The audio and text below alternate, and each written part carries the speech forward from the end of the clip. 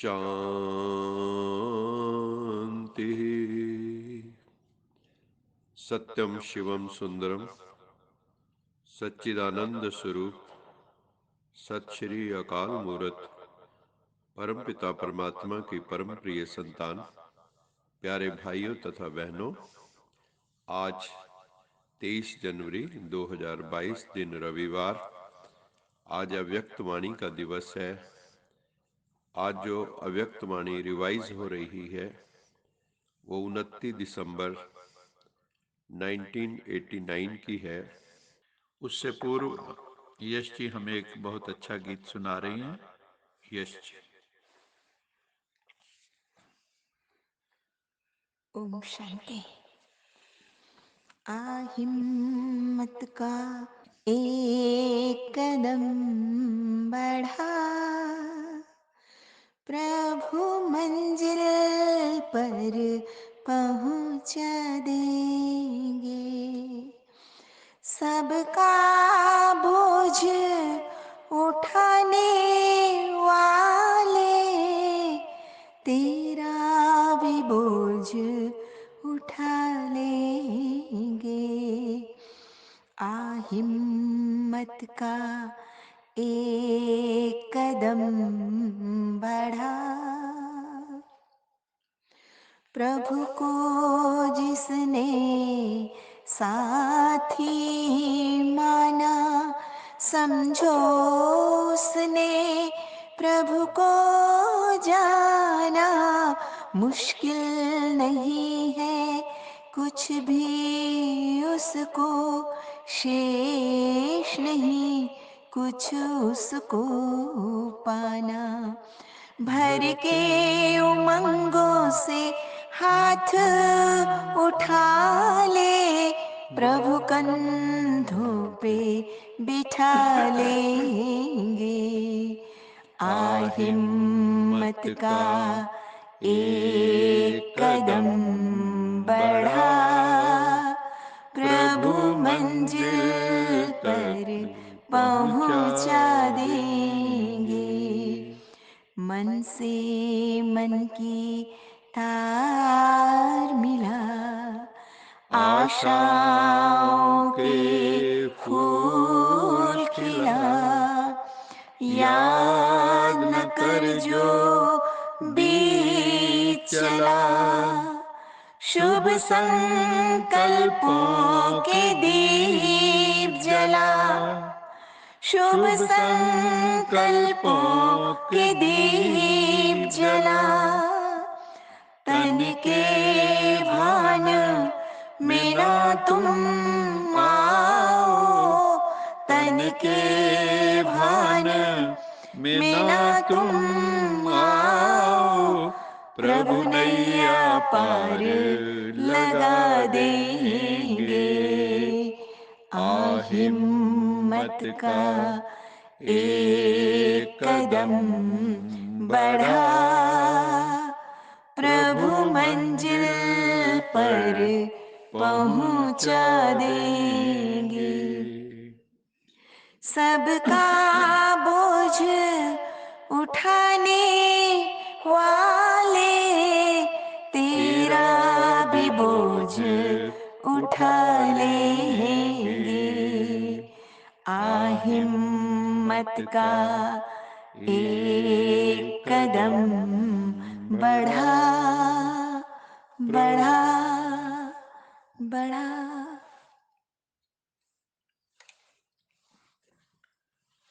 हिम्मत का एक कदम बढ़ा, प्रभु मंजिल तक पहुंचा देंगे। हिम्मत का कदम तो हमें उठाना ही होगा। God helps those who help themselves. और इसमें एक और एडिशन करनी है, God help those who help themselves and others. दूसरों को भी हेल्प करनी है, परमात्मा उनकी मदद करता है। तो एक हिम्मत का कदम बढ़ाएगा तो सैकड़ों कदम परमात्मा तुम्हारी तरफ चल के आएगा। आज बाबा ने मुरली के अंदर कहा कि आज मुरलीधर परमपिता परमात्मा शिव अपने मास्टर मुरलीधर बच्चों को देख रहे हैं सभी बच्चे मुरली और मिलन, मुरली और मिलन के चात्रक पक्षी की तरह, ऐसे चात्रक सिवाय संगम योगी जो ब्राह्मण आत्माएं हैं, जो इस वक्त साधना तपस्या में लगी हुई हैं, इनके सिवा कोई और हो नहीं सकता। ये ज्ञान मुरली और परमात्म मिलन बहुत ही अलौकिक है, बहुत ही न्यारा और प्यारा है। परमपिता परमात्मा का जो दिव्य स्वरूप है, उसको जानने और देखने के लिए दिव्य बुद्धि और दिव्य दृष्टि की आवश्यकता है, जो शिव पिता ने हम बच्चों को विशेष दी है। इसलिए आप बाबा कहते हैं विशेष आत्माएं हो, विशेष बच्चे ही ये जान सकते हो मुझे और मिलन भी मना सकते हो। दुनिया वाले तो पुकारते रहते हैं, तू प्यार का सागर है, तेरी एक बूंद के प्यासे हम, और वो बूंद भी कई बार उनको मिल नहीं पाती क्योंकि विधि गलत है।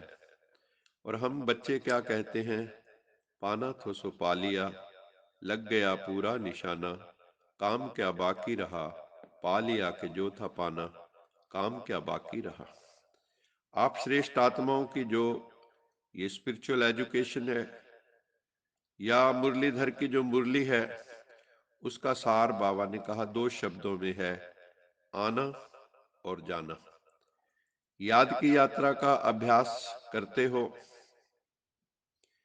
कर्मयोगी का अर्थ ही है मैं अशरीरी आत्मा, शरीर के बंधन से न्यारी हूं, कर्म करने के लिए कर्म में आती हूं, और कर्म समाप्त करके कर्म संबंध से न्यारी हो जाती हूं।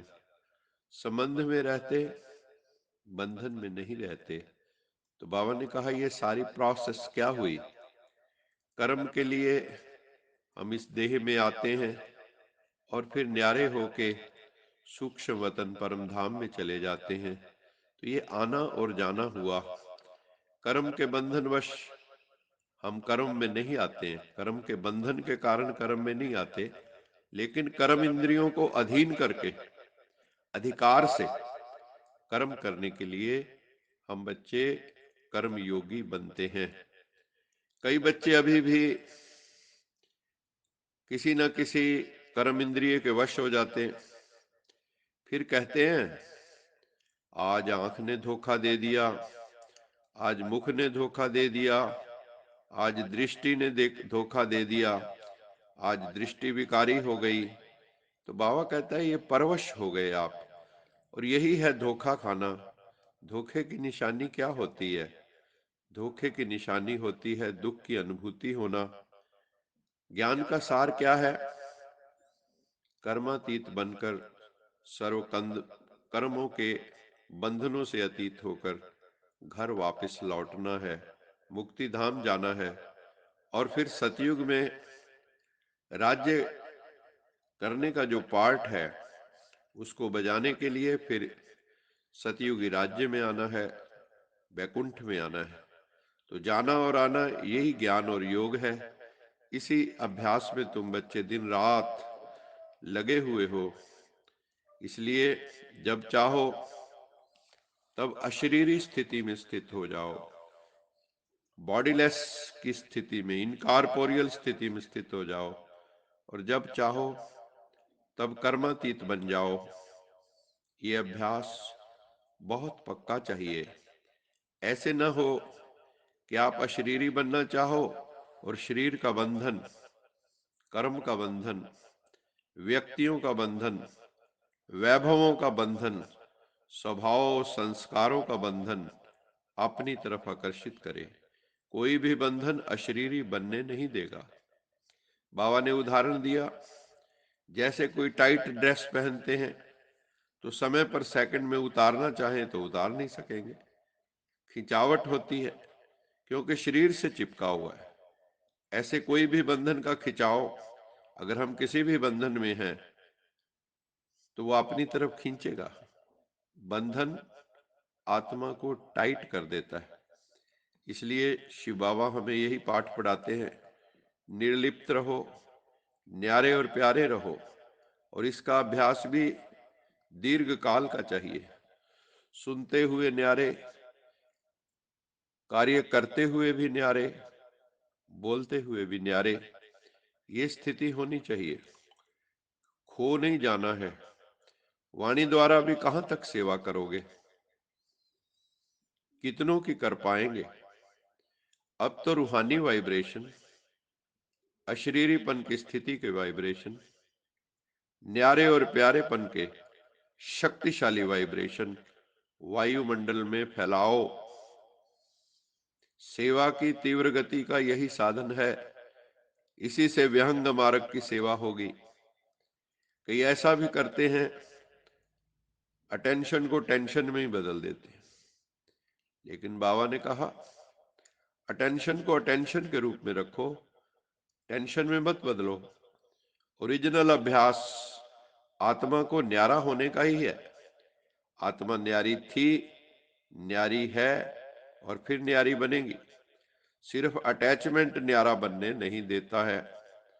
वैसे आत्मा की ओरिजिनल नेचर शरीर से न्यारे रहने की है, अलग है। शरीर आत्मा नहीं और आत्मा शरीर नहीं। यहां आना भी अच्छा और जाना भी अच्छा है। आजकल तो डॉक्टर्स भी कहने लगे हैं, बाबा कहते हैं, दवाई इतना काम नहीं करेगी जितनी दुआएं काम करेंगी। वो भी वाइब्रेशनल इम्पैक्ट को समझने लगे हैं। जो बात दवा से बन न सके, वो बात दुआ से बनती है। जब मुर्शिद कामिल मिलता है तो बात खुदा से होती है। तो बाबा कहते हैं, डॉक्टर्स भी दवाइयों से दिल शिकस्त हो गए हैं, डिसहार्टन हो गए हैं, क्योंकि वो भी जानते हैं ना कि इसकी रिजल्ट क्या है और क्या निकलेगी। कुछ दवाइयां देते हैं, एक बीमारी दब जाती है, दूसरी बीमारी खड़ी हो जाती। ये दवाई का मतलब है दबाई, दबाने वाली। ये कोई शाश्वत समाधान नहीं देती है। इसलिए बाबा कहते हैं, ब्लेसिंग्स जो हैं, दुआएं जो हैं, वो बहुत इंपॉर्टेंट है। इसलिए हमें भी सबकी दुआएं लेनी चाहिए। अभी योग भी एक्सरसाइज के रूप में बाबा ने कहा चारों ओर बढ़ता जा रहा है। सभी अपने को फिट रखने की कोशिश कर रहे हैं फिजिकली। अभी योग तक तो पहुंच गए हैं। बाबा ने कहा जल्दी ही सहज राजयोग की तरफ भी पहुंच जाएंगे।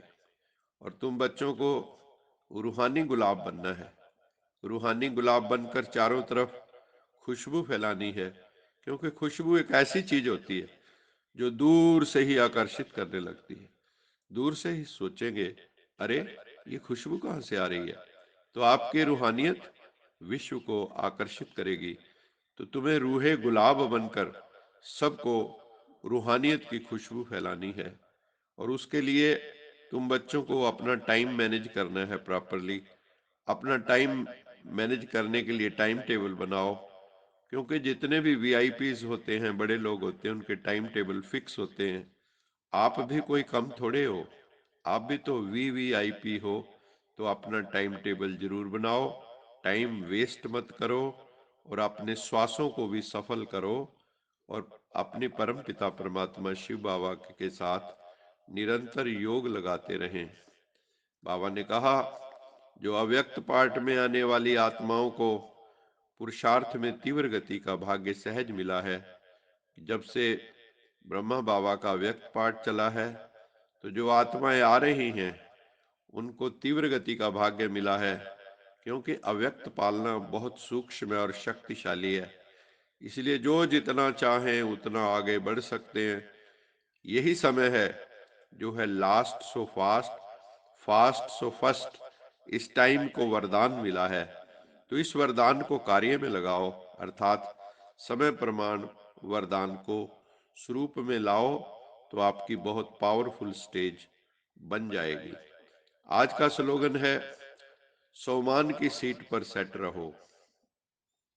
Self esteem, self respect. बाबा ने हमें रूहानी सोमान दिए हैं, हमें उसमें स्थित होना है। जब हम उस सोमान में स्थित हो जाते हैं, तो बाबा कहता है सोमान की सीट पे सेट रहो, तो सर्व का मान, सबसे रिस्पेक्ट स्वतः ही मिलने लगती है। तो हमें स्वमान में रहना है तो सर्व का मान स्वतः ही प्राप्त होगा। अच्छा, मीठे मीठे सिकिले दे बच्चों प्रति मात पिता बाप दादा का याद प्यार गुड मॉर्निंग। रूहानी बाप की रूहानी बच्चों को नमस्ते। हम रूहानी बच्चों की रूहानी मात पिता बाप दादा को याद प्यार गुड मॉर्निंग और नमस्ते। सदा रहो हंसते कहीं नहीं फंसते बन जाओ फरिश्ते बांध लो अपने बसते चलो प्रभु के रास्ते। वाहिगुरु जी का जी का खालसा वाहिगुरु वाहिगुरु जी जी की की फतेह। बोल साचे दरबार की जय। जय। लोका समस्ता सुखिनो भवन्तु। लोका समस्ता सुखिनो भवन्तु। लोका समस्ता सुखिनो भवन्तु। ओम